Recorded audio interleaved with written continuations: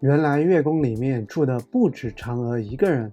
大家好，我是博正。那今天呢，就和大家简单的分享一下霜降节气的一些内容。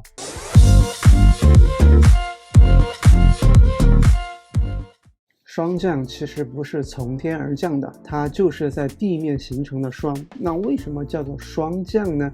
它和一个神话传说人物有关。那谁呢？这个人叫做青女。青女是谁？青女是这个吴刚的妹妹。吴刚就是在那个月宫里边砍桂树的那个吴刚。那青女就是这个吴刚的妹妹。在人们的这个传统认知里边呢，觉得这个月宫里边好像只有嫦娥一个人住。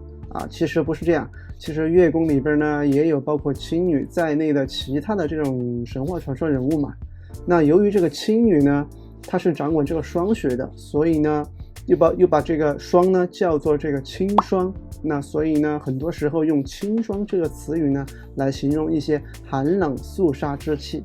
传说中青女呢每年会降2次霜，那分别是农历的3月13和9月14。大体上就相当于3月和9月的中气。那从这个节气点上看呢，也就大体相当于谷雨和霜降这2个节气点前后。在这个霜降节气前后节的霜呢，称为这个初霜。到了次年这个谷雨节气前后节的霜呢，叫做中霜。那在这个中霜到该年，也就是该年这个初霜之间的这段时间呢，叫做无霜期。其实在这个月令72候集解当中呢，已经说明了什么呢？说的就是这个霜降9月中，气肃而凝露，结为霜矣。由此呢，也可以再一次的说明这个霜呢，也就是这个霜降，它不是从天上降下来的，就是由于这个地面的这个湿润空气由于这个气温骤降凝结而成的。霜降节气有哪些风俗习惯呢？有这个赏菊饮酒、吃柿子以及送玉鬼。那赏菊饮酒因为是在这个霜降节气期间呢，正是这个菊花盛开的时候，那各地呢都会举办很多的这种菊花会邀请人们去赏菊啦、饮酒等等一系列。那吃柿子呢，也是字面意思，就是吃柿子进补身体。那有意思的是这个送玉鬼。那什么是送玉鬼呢？据说是在广东的某些地区到了这个霜降节气呢，人们呢会举办这个送玉鬼的一种风俗习惯。那怎么弄呢？就是说人们呢会用这个瓦片呢搭一个塔这个塔呢是从下往上每一层的面积呢依次减少。那把这个塔里边呢装上这个柴火点燃它，那据说是烧得越旺越好。那最后呢，把这个塔呢，也就是个瓦片嘛烧得通红的。人们呢把这个塔呢把它推倒，用它来烤熟这个芋头。那最后呢再把这个瓦片呢扔在村外去，那以此呢来趋吉避凶。那这就是送玉鬼。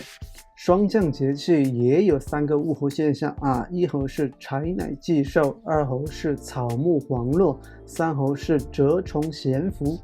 那1候这个柴乃既寿呢，说的是在这个时候这个豺狼一类这种动物呢要出来捕食了准备越冬的一些物资因为这个动物的习性也就是豺这一类动物的习性呢，它们捕食猎物以后呢会摆在一起，那看上去呢就像祭祀一样，所以叫这个柴乃既寿。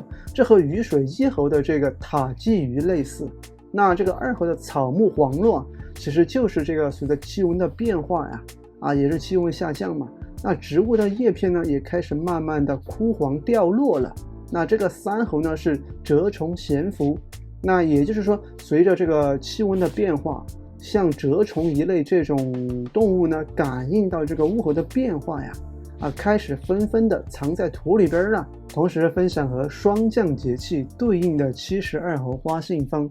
霜降1候是木芙蓉，霜降2候是三色蟹，霜降3候是芦苇。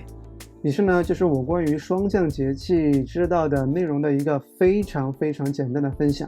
那如果你知道和霜降节气有关的其他的内容的话，也可以留言告诉我。那本期视频就是这样了，下次见，拜拜。